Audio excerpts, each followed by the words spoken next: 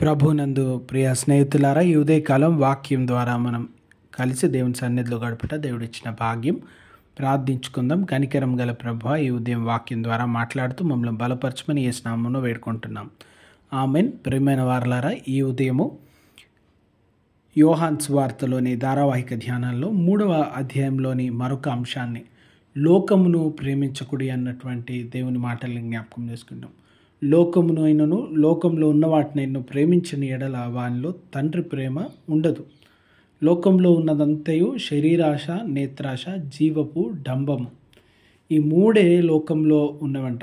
లోకం అనగానే మనం దేవుని సృష్టి ఏమో అనుకుంటున్నాం. దేవుని సృష్టిని ప్రేమించకూడదు అనట్లేరు.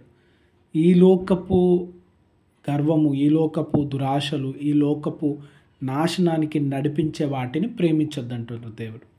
అంతేగాని దేవుని సృష్టిని, తోటి స్నేహితులను, సహోదరులను, బంధుమిత్రులను కాదండి. జాగ్రత్తగా వాక్యాన్ని అర్థం చేసుకోవాలి. చాలా సందర్భాల్లో సంఘాన్ని ద్వేషించేటువంటి వారు తప్పుడు బోధలు చేస్తూ ఉంటారు. కనుక జాగ్రత్తగా గమనించండి. శరీరాశ, నేత్రాశ, జీవపటంబం. శరీరాశ ఈ లోకంలో జీవిస్తుండగా శరీరము సుఖాన్ని కోరుకుంటుంది. దాని కొరకు తప్పులు చేయడానికి, తప్పుడు మార్గంలో వెళ్ళడానికి, నీతి లేని కార్యములను చేయడానికి కోరుకుంటూ ఉంటుంది. మనం జ్ఞాపకం ఉంచుకోవాలి. ఒక వాక్యము సామెతల గ్రంథంలో మనకి తెలియజేస్తూ ఉంది. ఒకడు పట్టణమును పట్టుకొనుట కంటే, ఒకడు పురమును ఆధీనం చేసుకునుట కంటే, తన హృదయమును ఆధీనంలో ఉంచుకున్నవాడు ధన్యుడు. ఒక ఊరిని జయించుట కంటే, ఒక పట్టణాన్ని జయించుట కంటే, ఒక ఊరిలోని ఉన్నట్టు సంపదలను వాటన్నిటిని సంపాదించుట కంటే, వాటిని పట్టుకునుట కంటే, తన హృదయాన్ని అధీనములో ఉంచుకొనివాడు, తనను తాను నియంత్రించుకొనగలిగిన వాడు, శరీరాశలకు లోను కానటువంటి వాడు. పౌలు గారు మరొక సందర్భంలో చెప్తూ ఉంటారు, నా శరీరము బలహీనమైనది.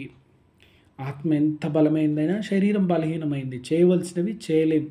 మనం ఎన్నో సందర్భాల్లో నూతన సంవత్సర ప్రారంభంలో ఎన్నో చేయాలనుకుంటాం. వాకింగ్ చేయాలనుకుంటాం, ఆరోగ్యం పట్ల శ్రద్ధ తీసుకోవాలి, క్రమంగా ప్రార్థన చేసుకోవాలి, క్రమంగా బైబిల్ చదువుకోవాలి. ఈ రీతిగా ఎన్నో అనుకుంటాం, కానీ శరీరము సహకరించినటువంటి సందర్భాలు ఎన్నో. ఎందుకంటే శరీరం ఎప్పుడు ఈ లోక సంబంధమైనది కనుక ఈ లోకపు ఆలోచనలు, మాయ, వాటి వైపే అది ఇష్టపడుతూ ఉంటుంది. ఆశలు, దురాశల వైపు ఇష్టపడుతూ ఉంటుంది. కనుక అది జయించడానికి పనికి రానటువంటిది. కనుక దాని వైపు చూడకూడదంట. రెండవది నేత్రాశ. కళ్ళకు ఇంపుగా కనబడేవి ఎన్నెన్నో. ఆదాము అవ్వలకు ఆ తోటలోని పండు చాలా బాగా కనబడింది, రమ్యంగా కనబడింది. ఎప్పుడు రమ్యంగా కనబడింది? సాతాను వారికి చెప్తా ఉన్నప్పుడు గొప్పగా కనబడింది. వాళ్ళకి మీరు ఉన్న స్థితి నుంచి ఇంకా గొప్పగా అవుతారు, మీకు రెక్కలు వస్తాయి, మీరు దేవదూతలాగా అవుతారు, మీరు నిత్యం నిల్చుంటారు, మీరు మరణించరు. ఇవన్నీ సాతాను చెప్పిన తర్వాత కళ్ళకు ఇంపుగా కనబడడానికి నచ్చుతూ ఉంది. చాలా సందర్భాలలో కళ్ళకు బాగా కనబడింది మంచిది కాదంట. మనం హోటల్స్లలో, షాపులలో చూసే చాలా కనువిందైనటువంటి ఆహారం ఆరోగ్యానికి మంచిది కాదు.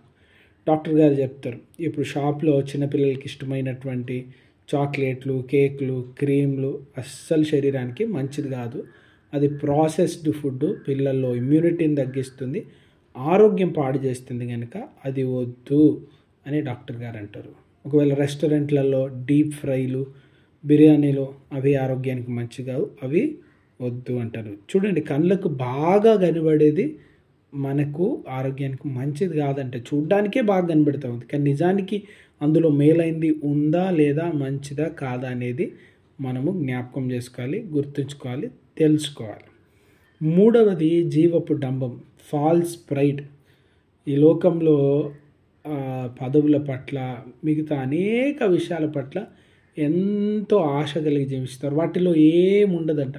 వాటి మీద కేవలం పిచ్చి ఆసక్తి కలిగినటువంటి వారుగానే మనుషులు ఉన్నారు తప్ప అందులో ఏమీ రాదు. అది భారమే తప్ప ఏమీ రాదు. మనుషులు మెచ్చుకోవాలి, మనుషులు ఎదుట గొప్పగా కనబడాలి, మనుషులు కీర్తించాలి. దానివల్ల లాభం లేదు. దేవుడు మనల్ని కీర్తించాలి, దేవుడు మనల్ని ఇష్టపడాలి, దేవుడు మన యందు సంతోషించాలి. మన క్రియలు, మన తలంపులు చూచువాడు ఆయనే.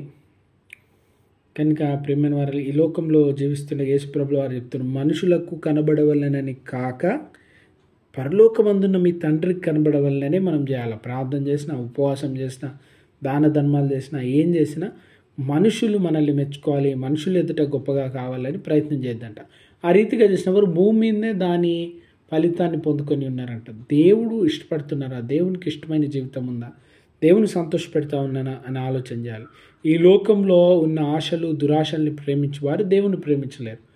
కనుక శరీరాన్ని సంతోషపెట్టాలనుకుంటే, ఈ గర్వాన్ని సంతోషపెట్టాలనుకుంటే, డంబాన్ని సంతోషపెట్టాలనుకుంటే, ఇంపుగా గొప్పగా కనబడే వాటిని సంతోషపెట్టాలంటే, వీటిని సంతోషపెట్టాలనుకున్నవాడు ప్రభువుని సంతోషపెట్టలేడు. కనుక వాటి వైపు వెళ్లకుండా దేవుని సంతోషపెట్టేటువంటి జీవితాన్ని జీవించాలి. లోక ఆశలు, దురాశల్ని కాక ప్రభువును ప్రేమించి ప్రభువులో ఎదిగే కృప, నడిపింపు దేవాదేవుడు కలగజేయునుగాక. ప్రార్థించుదాం. కనికరం గల ప్రభువా, వాక్యం విన్న ప్రతి విశ్వాసిని దీవించి మేళ్లతో దీవెనలతో తృప్తిపరచమని, నీ వాక్యానుసారంగా జీవించి కృప దయచేయమని యేసు నామమున ప్రార్థిస్తున్నాం. Amen. God bless you all. దేవుడు మిమ్మల్ని దీవించునుగాక. Have a good day.